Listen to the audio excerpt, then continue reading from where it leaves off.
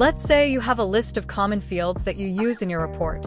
For example, here we have staff informations, name, gender, and age. For me to be able to recreate this whenever I need, I can give this range a name. Just select it, go to the name box, and type in a name. I'm going to call these staffs. Do the same for the gender and age. I will select this, go to the name box, and type in age.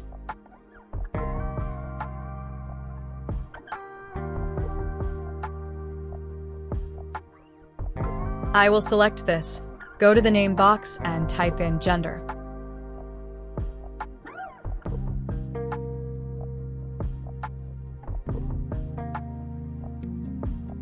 Now, whenever I want to refer to this list, I just need to type in staffs. I can also use these named ranges inside formulas. So I can type in equals min, age, and I get the youngest age.